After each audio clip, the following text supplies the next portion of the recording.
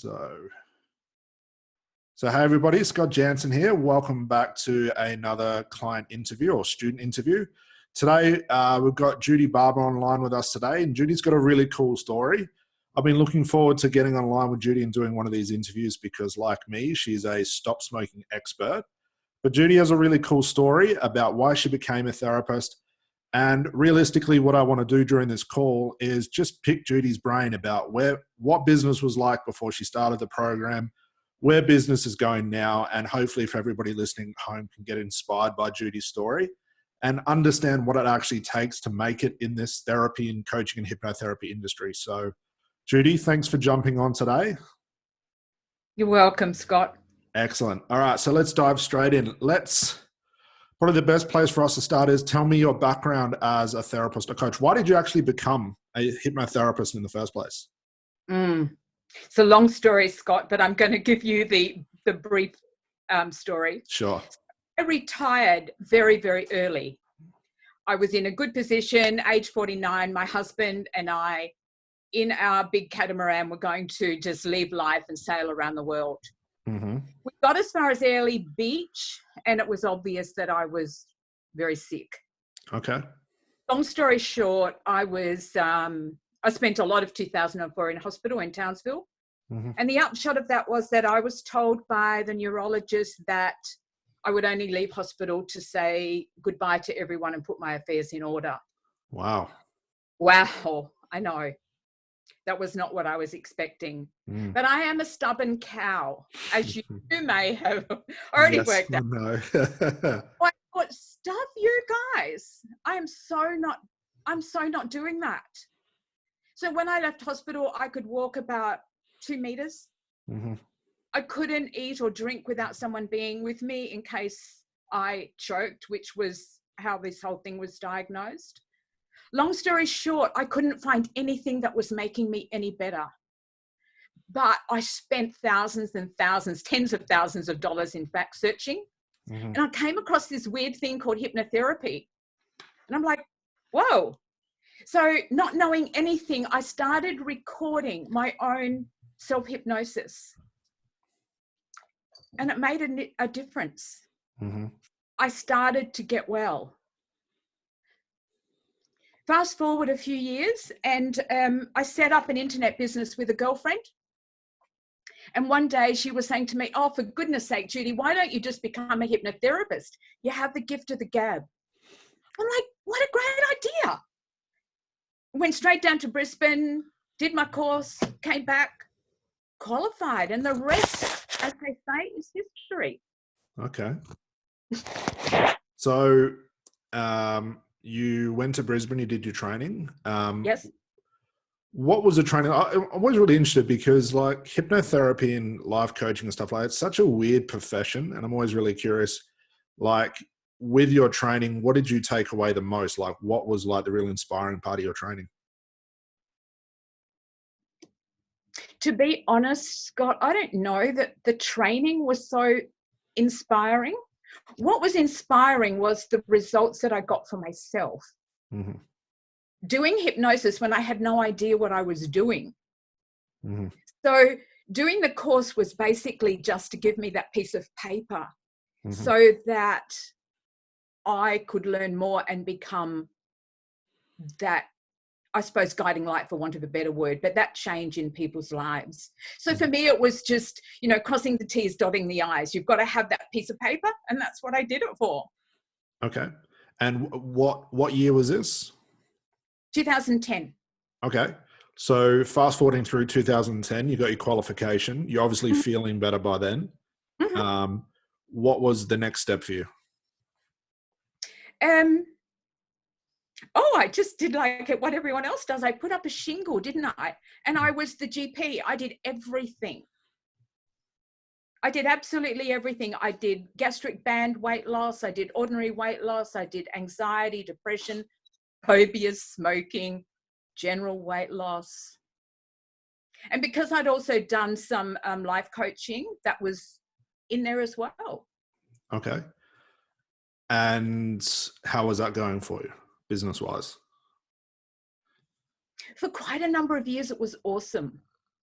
Initially, I guess because I was the new kid on the block, and Mackay's a great little town, but people do tend to doctor hop here.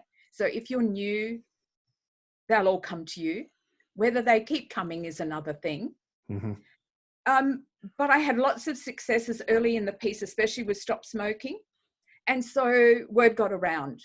If you want to quit smoking, you go and see Judie. Okay. And what were you doing to get clients? Like, you obviously going to GPs and stuff. What else were you doing to bring these people in? Oh no, I wasn't going to GPs. Ah, okay. No, I just had a little sandwich board down on the street, and I'm in quite a busy street. We had a huge mailing list because of the internet business I told you that I had. Sure. But it was word of mouth. It was word of mouth. Yeah. And this was in 2010, yeah? Mm-hmm. Yeah, that's when this was super easy. Like, you literally just had to get qualified and there wasn't so much competition, because that's when it really took off for me as well. And especially for our business, like 2010 to like maybe 2013, 14. My God, you just had to show up, and people were like, the uncanny thing of people actually knocking on your door saying, I want to come in for a session. That's what it was like. And then literally like overnight, it just changed where that just stopped. Yeah. Like the old marketing things, the old way to get clients and all that just stopped. So you're getting clients coming in. What else was happening with the business? So you're doing the life coaching. What did you mean? Like, you're doing like GP stuff? You're just basically just covering whatever client comes in, you can fix them. Yeah, absolutely. Okay. Everything. Like, bring it to me and I'll do it. Mm-hmm. And price wise? That's what my training was, Scott. I was led to believe that to be a good hypnotherapist, that's what you did. Mm-hmm. Okay. Right. And so business going well, you've got clients coming in, you're making money. What were you charging at the time? Like, did you have packages, prices? What was happening? You got your seatbelt on? Yes, so I'm sitting down. Yeah. So I was charging $80. Mm-hmm. No wonder you had clients coming in. Not for everything though. When the stop smoking slowed down, and it actually came to a halt, and I can't remember what year. And I had a big think about that, and I actually made that a whole $180. Mm-hmm. But my other sessions were $80. Okay. And what were people getting for $80? Was it like an hour session with you? What was like your strategies? More like an hour and a half. Okay. And I didn't charge by the hour. It was a session. Okay. That's what. Some of them had to come back. Obviously, you know, if it was anxiety, those sorts of things, they came back. Mm-hmm. Okay. And word started to spread. So you're getting clients coming in, you're getting results, you're making 80 odd bucks a person. People are talking about you. When did it start to slow down for you? Probably not until last year, Scott. 2017, 2018. It was becoming difficult, I must admit. Even though I had a good rep and there'd be months where I would do really well, it was a constant struggle, and I was working really long hours to make ends meet. Mm-hmm. You have to see a lot of clients at $80 to pay the bills. Yeah. Yeah. What was the struggle? Was it like getting the clients coming in, just the numbers dropped off? What were you finding? The numbers definitely dropped off. And people didn't come back. They didn't seem to want to come back. Mm-hmm. You know, say weight loss clients, they'd be doing really well, and then they just disappear off the face of the earth. Okay. And there was no consistency in my business. It was always that fear. You just didn't know. Mm-hmm. So when it started to slow down and you weren't getting much consistency, what were you trying to do to deal with it? Oh, I don't know. That's a hard one, Scott. You just send out more brochures, you just go more places, you just talk to more people. But sometimes it's like bashing your head against a brick wall, you know? I suddenly became more expensive than everyone else. Still at $80? 180 for my stop smoking. That was a lot back then, supposedly. So it became a tough gig for me.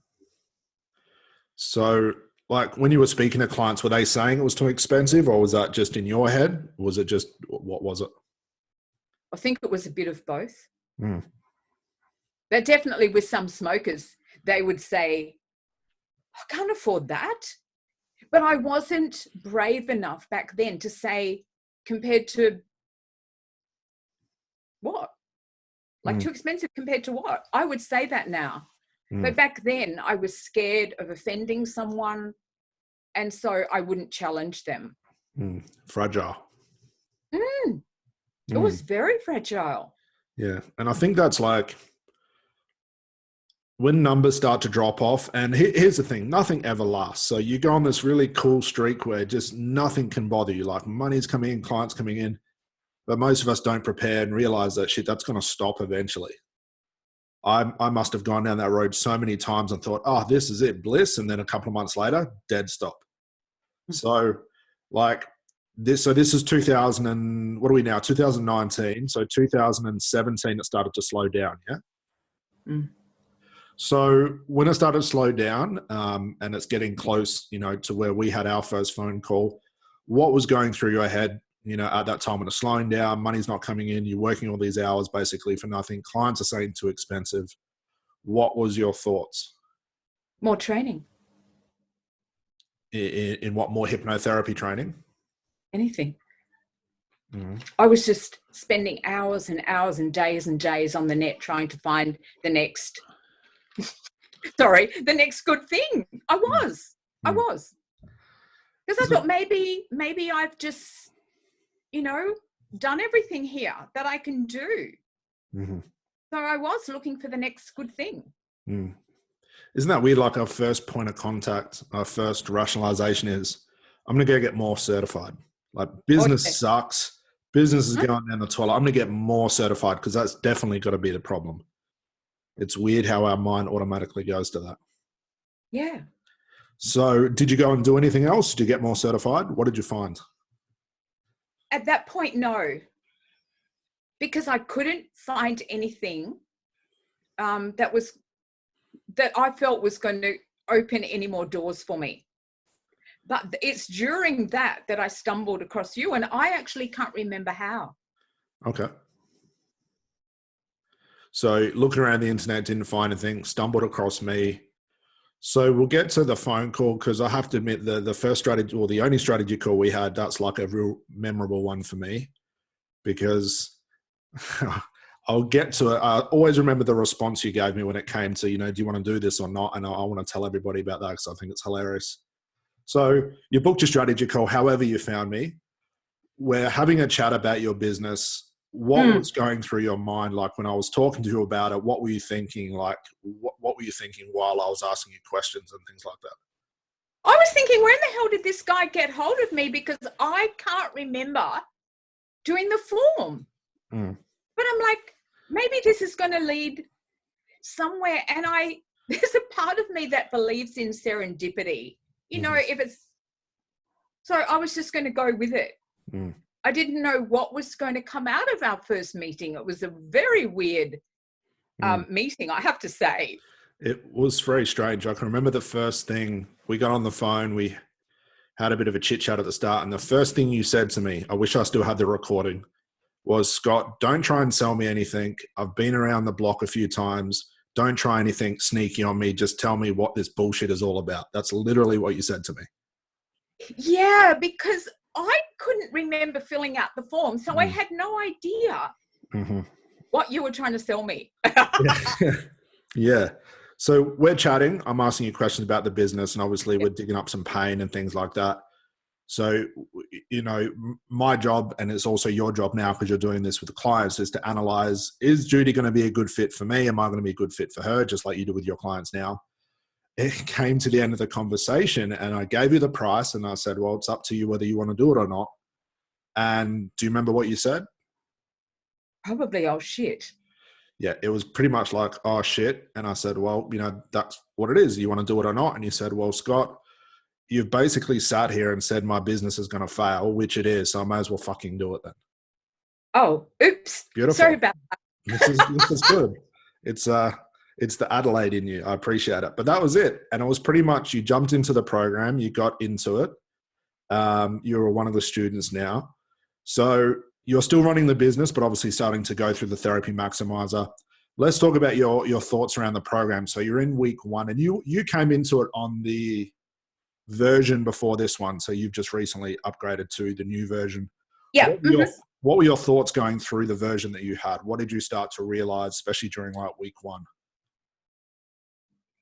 I think the most mind-blowing thing was that this guy, and that would be you, expected me to run a successful hypnotherapy business.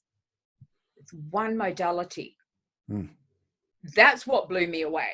Because I'm like, oh my God, that's just, it can't happen. It's so not going to happen. Because at the time you're doing like smoking, weight loss, anxiety, everything.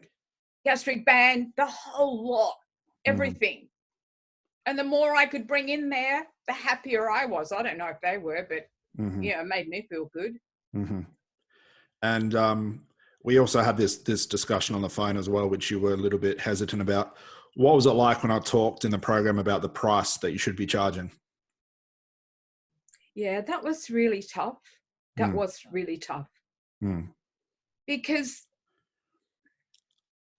and I mean, it still is, that I'm the turtle in all this. So it's a gradual thing. You can't just suddenly go to that if you're not there. So yeah, it was just like, still when I hear you say what you were charging, I'm still like, yeah, whatever. Good on you, Scott. I'm not there yet. Yeah. I mean, it's mind-blowing. And now when I say my price, they just go, yeah, that's only 2 weeks smoking, Jude. That's cool. Big difference. It's huge. They don't bat an eyelid. It's such a strange thing. Like and you're not the only one to report this, when you guys start lifting your price, the reverse actually happens of what you think it is. You think more people are going to say no because your price is now 3, 4, 5. Some of the students are like 20 times where they started. Oh. But you guys are getting more clients. There's more people saying yes, which we'll get to soon about why that is. So let's go back to your niche. What made you decide to do the smoking thing? I know we had a couple of chats in between you doing the program. You were curious about what niche you should pick. What made you land on stop smoking?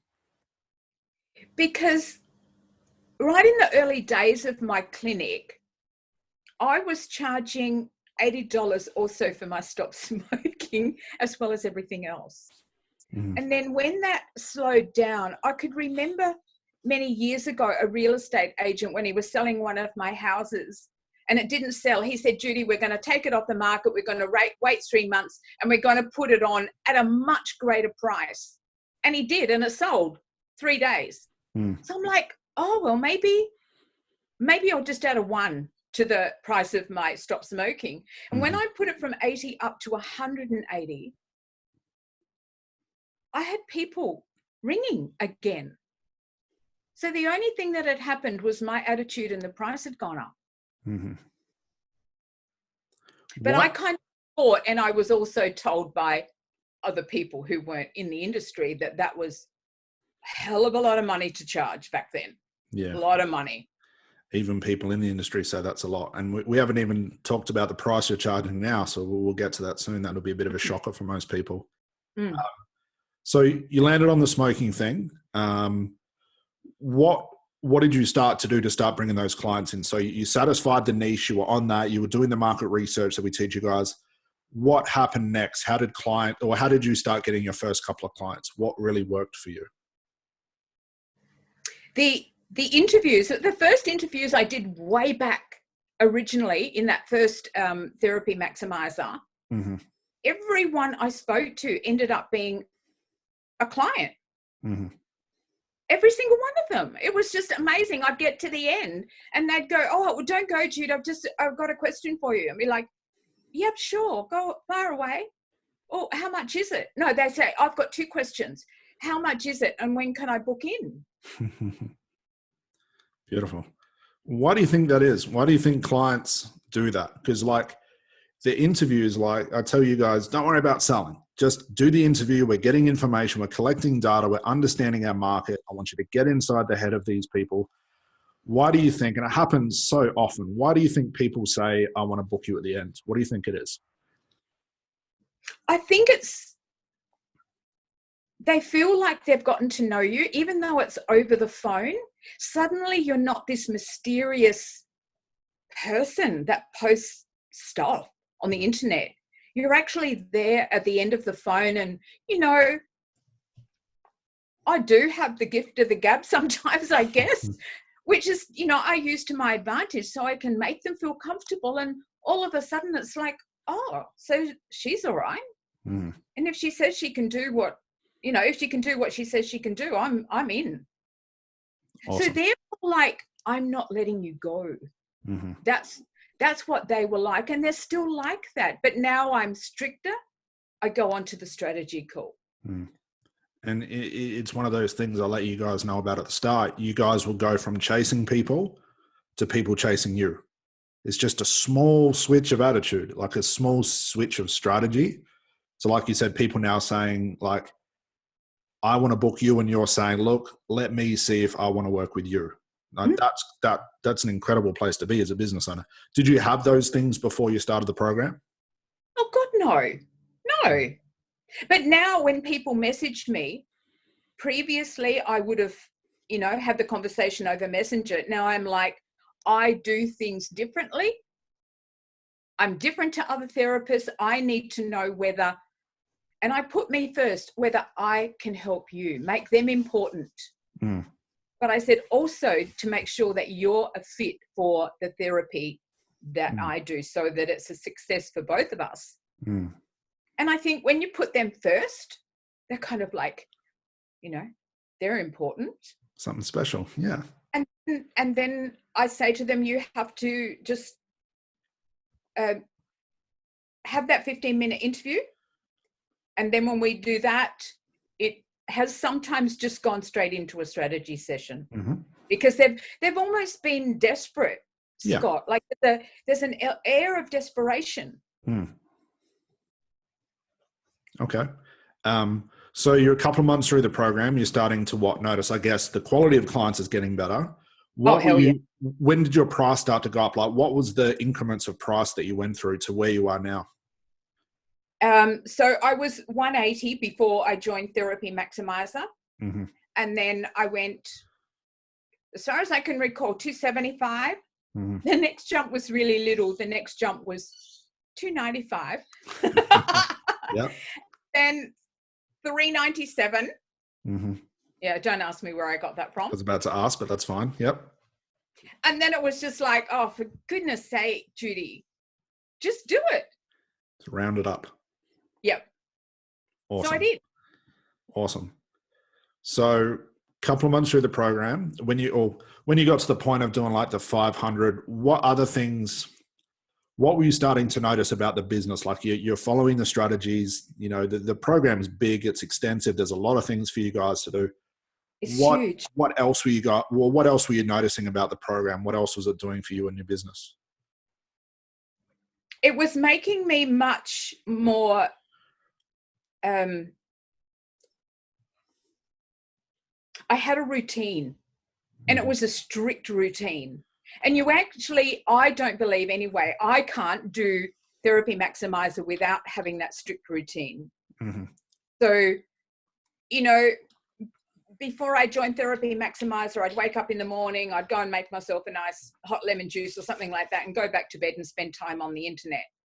Now it's 5 o'clock. I fall out of bed, stagger to the kitchen, make that cup of green tea or lemon juice or whatever, and then I'm in here. And I'm doing what I have to do. I'm joining groups. I'm friending people, I'm writing posts.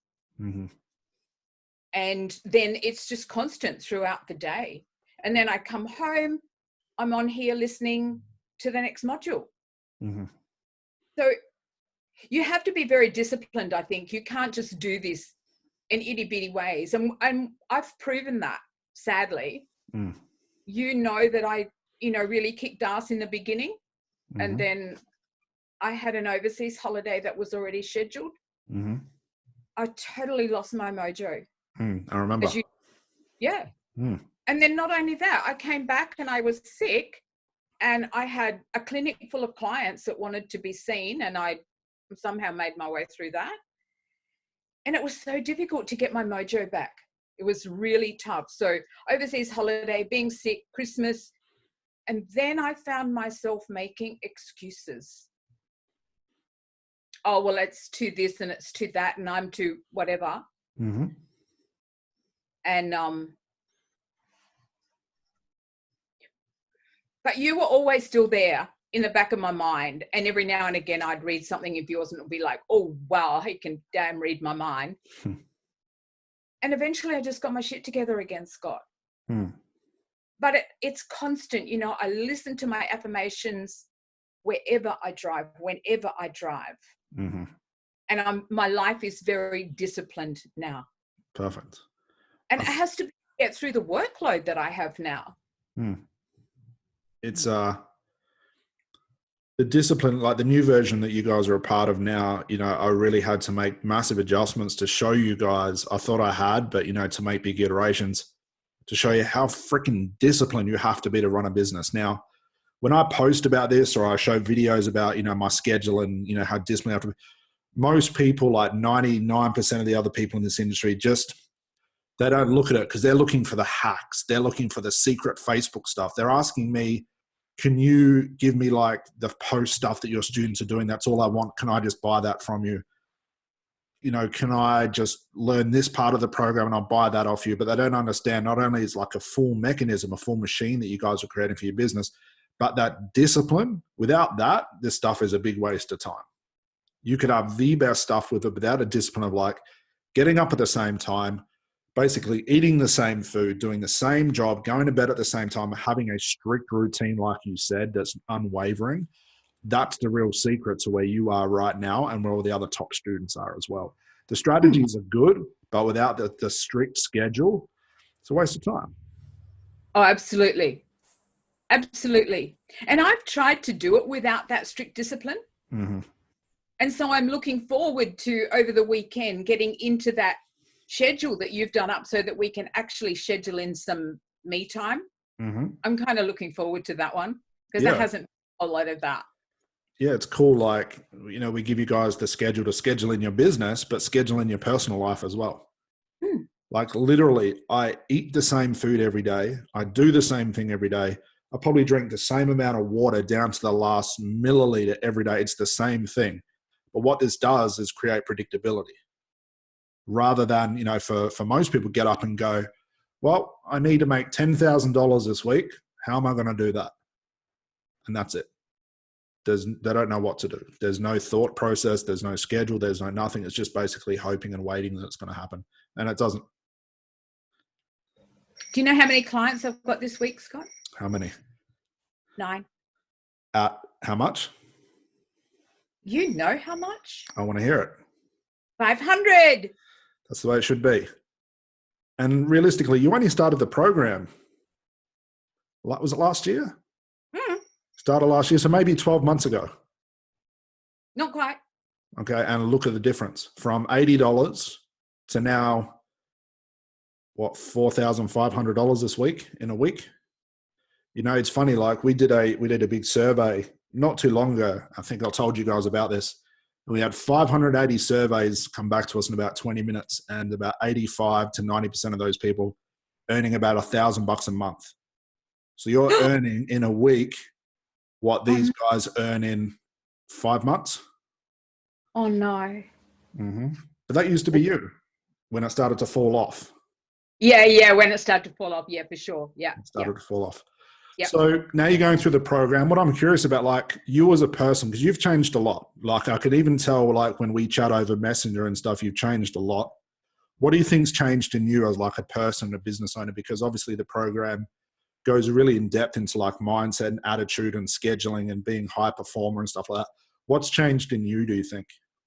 Confidence. In what way? Confidence in my ability and myself and my business.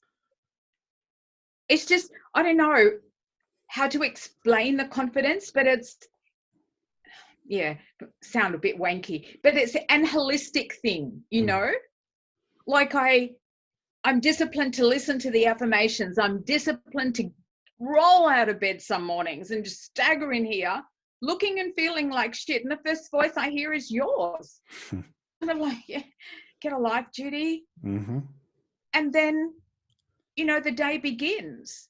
And then I actually can't wait to get home and get on with that module and see where that's going to take me. Because I've proven it, not once, but I've actually proven 3 times. That's how I've run off the tracks a couple of times. So 3 times since you started the program, yeah? Yeah, so I keep coming back because I know that is what works. And without that, I've fallen in a heap each time. So now it's just this constant growth. Yeah, it's that big evolution thing we talk about. You have to ignore everything else. Like we had a chat about, you know, ignoring things, other things in your life, just concentrate on this. And you literally have to have either you focus on your business or go do something else with your life. Like that's literally the intensity you need for this. And for most people, they're not willing to do that. And at the start, it's scary. But when you're in it, you feel bad for not doing it. Like the total shift change, you feel, I know I get anxious. If I'm not working on my business, even on my day off that's scheduled in, I get all clammy and uptight, and it's very hard to let go of that because like you, it's very easy to fall off the wagon and try and get back on again. Yeah, yeah. And I like this feeling. I love looking at my bank balance every day, counting not counting the pennies, that's for sure. Yeah. You know, it's counting the hundreds of dollars, you know, and it's mind-blowing. So, you know, even with quick calculations, what are we now, January, February, what are we now, April? Like you'll be hitting way past the 6 figures if you kept this up. Even at $2,500 a week, that's well over 6 figures. But if you're starting to do like 4,500 to maybe even $5,000 a week, that's getting in over the $200,000 mark for a stop smoking therapist. One problem, one type of client, one price in comparison to where you were before. Oh, God, yeah. So like, what do you think it is about just picking one niche and picking one problem? What do you think is the real key there? Why does it work so well? I don't know. I've often thought about that and tried to work it out. Obviously, it's where you focus your attention. And it's what we give attention to that grows and develops. So every day I'm refining everything that I do. You know, I'm listening to what you say, I'm doing that, but I'm also refining myself. You know, I'll think about an interview and go, yeah, okay, you could have asked that, or you could have made their pain that little bit more. And I do the same with my strategy calls. You know, how could I have created a bit more pain for that person? Yeah. Okay, cool. So like you were saying before, so what's happening now with the strategy calls? So like before, you were pretty much just taking on anybody, yeah? Like as long as they're willing to pay, you were going to work with them, yeah? What's the difference now? Like what are the strategies what are you actually doing now? What's the process that you use? Well, obviously from my posts, I'm getting contacts, which is what I used to get before. But I was so scared of losing them, Scott. So when they messaged me saying, oh, Jude, what's your price? I would message them back with the price and a little spiel. And of course, you don't hear from them again, but you have no means to make contact with them again. You've kind of burnt the bridges. So now I do that totally the way you say. You know, I do things differently. And, you know, and I explain to them that I have to find out whether I can help them and whether they fit this new program that I do. And even if they ring me and say, what's your price? I'll just go, no, it doesn't work like that. I still have to find out if I'm the person that can help you and if you are suitable for my new program. And that, they kind of like that, actually. You're giving them, it's the start of the process for them. You're giving them hope that, hang on, there's something different here. Because you know, when people are calling up and wanting price, they're in that like zombie state where they're not even thinking, they're not even listening to you. That's why they don't get back to you. So you could tell someone, hey, I could fix your smoke. It's only be $10. But because they're in that mode of not thinking, they just ignore it. They don't see what you've written or understand what you're saying. So the point of time where you say, well, hang on, before we get to that, let's book in a strategy call to see if I can work with you. It snaps them out of that to think, oh, that's different. What's happening here? What's this about? This lady just put me in my place. The only other people in the world that do that are police officers, doctors, specialists, people with a lot of power, right? And that's the attitude we're having. We're snapping people out of their routine and saying, hang on, no, you do it my way. Because it's in your best interest to follow these steps. So like when you're getting to the price and stuff like that during your strategy call, so you're saying, you know, and these smokers are only basically seeing you once, yeah? And it's done. Yep. So $500, which is still, you know, it's reaching that good level, but still plenty of room for growth, as you know. What's it like when you say that price? Are you confident in it? Do you still get scared about it? What happens? I'm over the scared. Yeah, so now I'm just like, that's what it is. And I don't have that tone in my voice that kind of whispers as if to saying, it's 500. I don't do that. So it's 500. Assertive. And they're like, wow. And not one of them has said, oh, that's too expensive. And in fact, the guy last night said, oh, he said, well, I'll go through that in 2 weeks anyway, Jude, don't worry.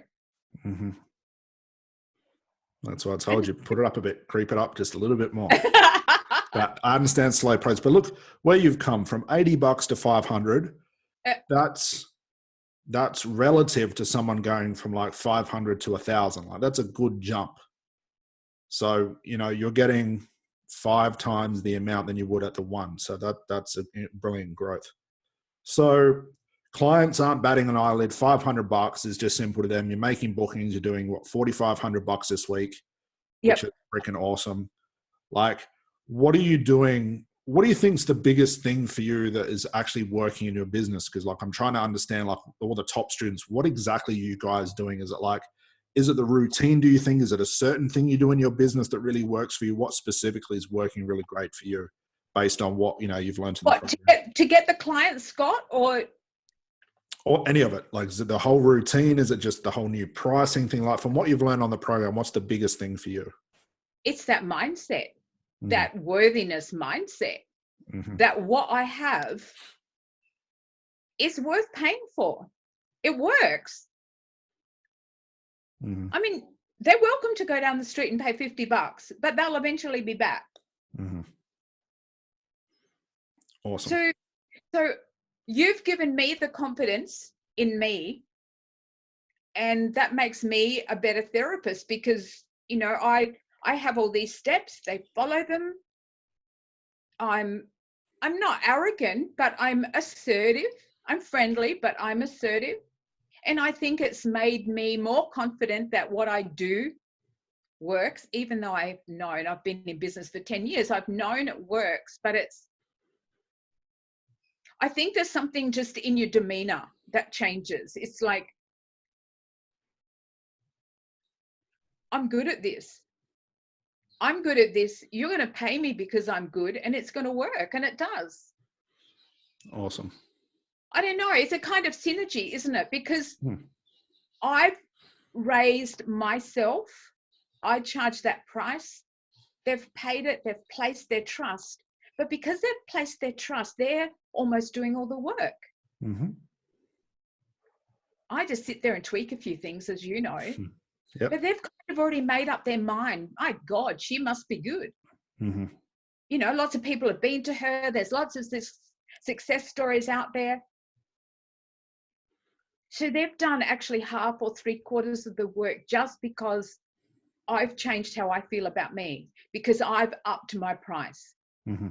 Because by charging $60, I'm going, yeah, well, it might work, but chances are it mightn't. Mm-hmm. But at 500, it's like, this freaking works. Mm-hmm. You better believe it. Mm-hmm. So is there a difference in clientele from like the $80 ones to the $500 ones? Oh, yeah, because the tire kickers don't pay 500. Mm. These people that are coming now, they are desperate. Mm-hmm. For whatever reason. They've either been given a terrible health diagnosis, Mm-hmm. or they're just plain fed up. Mm-hmm. With no problem of your price, which is awesome. And like because they're not just going, oh God, you know, yeah, I'll do it. I mean, I don't think it'll work, but I'll do it anyway. And $60 or $80, that's nothing. You know, who cares? Who cares if it does? Who cares if it doesn't? But these ones that pay 500, they care. They really care. Yeah. It's well, it's 2 weeks smoking. It's not a lot of money. Yeah. I said put your price up, because I know what it costs to smoke. I know what these guys are going through. I had one guy that smoked 80 a day. Wow. Yeah, it's well over the price. Wow. And he's my best referral. Mm-hmm. Because you did a good job. Now, what's important is, like, back then when you were the GP, like just working with, you know, anxiety, weight loss, phobias, whatever, you can't get good at one specific thing. So you just become not only a generalist marketer when it comes to marketing your service, but you become general in the results. They just scrape by. They just go by. Now, everybody always says, like, how do I get referrals, Scott? What's the secret? Give a good fucking service. Have an incredible product. That's the best way to get, you know, referrals. There's no fancy language. There's no emails. There's no, you know, buy one, get one free bullshit. It is literally fix these people as quick as possible, and they will refer people to you because it works. So what are we now? We're in January, February, March, April. So, like, what's the next big thing for you and your business? Like, where do you see it, let's say 6 months from now? What are you trying to achieve? To maintain my momentum. I need to maintain that and grow it. I don't really want to be doing back-to-back hypnosis treatments. So there is a desire there to increase my price. And I know that the market can sustain that. Yeah. Yep. So you're doing, so is 9 like the max for you per week, or do you want to, you know, you can adjust for a little bit more, or what's the number you're looking for per week? 9's good. 9's sweet. Yeah. What's that, like 1.5 a day? That's easy. Yeah. It's not much, is it? For $500 a day. It's like a full-time income for someone working like a 40-hour week in a crappy job somewhere. So 6 months from now, so you're maintaining, so is this maintaining the price, the client numbers, yourself? What are you going to maintain over the next 6 months? I'm going to increase the price. The service that I provide will only improve. What about for your personal life? But Scott, I have a deadline. Well, I've already told you about what drove me to this. You know, that was life altering. To have someone have the audacity to say to you that, you know, that was your prognosis. Yeah. The worst. I'm trying to just, shall I switch the light on? It's getting dark. Yeah, go for it. Hang on.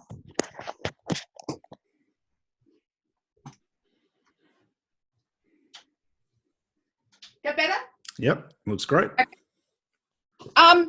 So I love what I do. Don't get me wrong. I absolutely love it.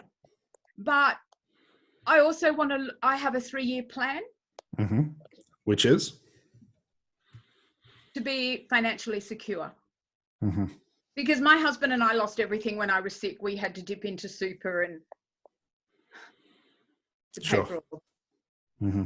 So it's been a long, tough climb back. Mm-hmm. And I still go to hospital once every 6 weeks for treatment. But, you know, that isn't the issue now. The issue is I'm loving what I'm doing. You know, I'm in the best place I've been for a very long time. Mm-hmm. Yeah, some days are tough. They are, for sure. But I wouldn't have it anyway. So it's to keep doing what I'm doing, getting better at that, mm-hmm. And increasing my income. Mm-hmm. And I don't want to increase my income by doing more work. I want to keep what I'm doing, just charge more. Awesome. And that will come with the confidence that I'm getting every time. You know, I have a call from someone going, far out, Judie. I just feel like I've never smoked before.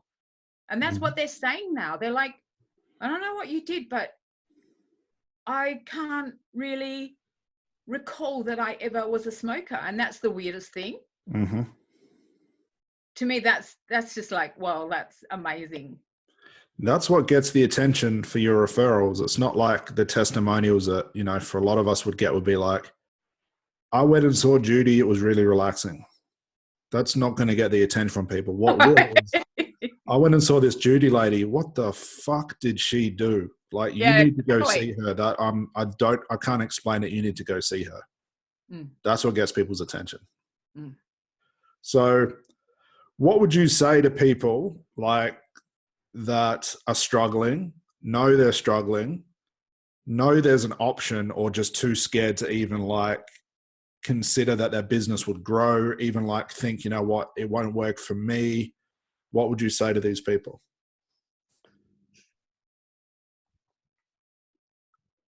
Well, I'd love to say don't be so gutless, but that's unfair. At 66 and with a serious autoimmune condition and having been given the prognosis that I was given, if I can do this, absolutely anyone can do this, Scott. You just have to want to. And, you know, all of those speakers around the world say, oh, I'm not saying this to impress you. I'm saying this to, what is it? Inspire you or something like that. Yeah, inspire you. And that's it. Because if I can do that at my age, anyone can do it. Absolutely anyone. Yes, it can be challenging. And yes, there are long days some days. But God, look what I've done. Not a long amount of time. Hey? It's not been a long amount of time either. Well, not since I got super duper serious. It's only been like a couple of months. Sorry about that. That's my little cat. That's all right. Yeah. So, I mean, it has just since the new program came out, the actual program, I've really only gotten super duper serious since then. That's when there's been that growth, you know. One week it was 1,000 and then it was 1,250 and then it was something else. And, you know, now it's this huge amount. I mean, it's mind blowing. Yeah. And that was the focus to give you guys with the new version and the iterations was to change course on you guys entirely and just really drill down and say, this is what it takes. Like, it took me a long time to release that version because I wasn't sure if anyone was ready for it. And now that I have, everybody's saying the same thing. Like, Scott, I've literally gone from like $1,000 a week to now doing 10 grand a week just from the new week 1, just from the new week 2. That's the intensity of this. I think that also for me, Scott, if I can just interrupt, the overwhelm that I remind myself on a daily basis is when this gets tough for me, and it does, you know, there's a shitload of work to do sometimes, as you know, there's all those resources and there's all that stuff you've got to do. But I just think about what you've put into this to actually have this program in those weeks and those modules. I just think, my God, what I have to do is nothing compared to that. I just have to follow. Like he says, do this. All I have to do is do it. I don't have to think because you've done all my thinking for me. You've laid it out on a platter. So I just have to basically eat from the platter, don't I? I just have to take from the hard work that you've done. And if I can't do that, well, I deserve to fail, really. Yeah. You just, Harry said this really well, just fucking do it. Stop thinking and do it. Well, there's no thinking because you've done all the thinking. It's just like, it's there. There's like step 1, step 2, step 3. What's difficult about that? Just do it. Yeah. What do you think? Every day, when I'm getting overwhelmed by the amount of work that I have to do, like, nah, just think Scott's done all the hard work. So when are you going to design your program? Oh, I'm working on it. Don't you worry. That's week 5. That's what it's all about. This is just my practice to do my lives. I know. So what do you think, like, if you hadn't done this program, and I'm sure there were thoughts of that when we were on our strategy call, you weren't going to do it, you weren't going to take that leap, where do you think business would be right now? Oh, God, what can I say? I'd still be there. I'd be hanging in there, but I'd be one of the desperates. I don't know what I would have done, Scott. I don't really. I'd run out of ideas. Yeah, you would have got that ebb and flow thing. Some days are good, some days are terrible. Some days are good, we live through that, like business life, from years and years, like you're doing before, and that never stops until you take action, you do something else. But at my age, working those long hours at that pitiful price, it was tough. I bet. So now I actually have a plan, and I know that I'm going to achieve that. And that's, since my diagnosis, this is what I've worked towards. This is so awesome for me. And so, yeah, when I get fed up and I don't want to do it, I just think, well, you haven't even done the work. Scott did the work. All you got to do is follow it. And that's what I mean about falling out of bed and staggering in here to listen to you for another hour. Yeah, it's like, that's why I don't give you guys a choice, because I know I went through hell when I had choice. When I had choice in my mind to either take action or not, it was literally a war inside my head. Then I made the choice to not give myself a choice.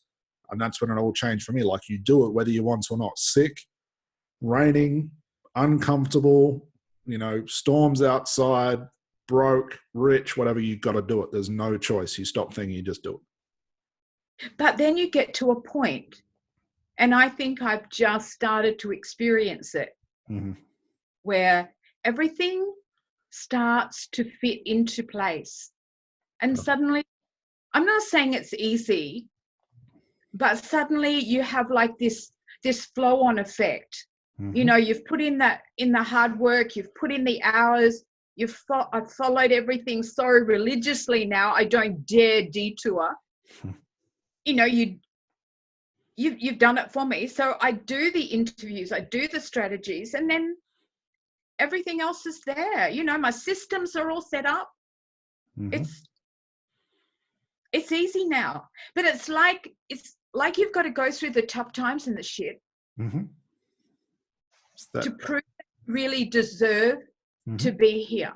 It's that evolution we talk about, but it's also, it's those fractals. It's creating those fractal patterns that never stop. Once you get momentum, they just build on top.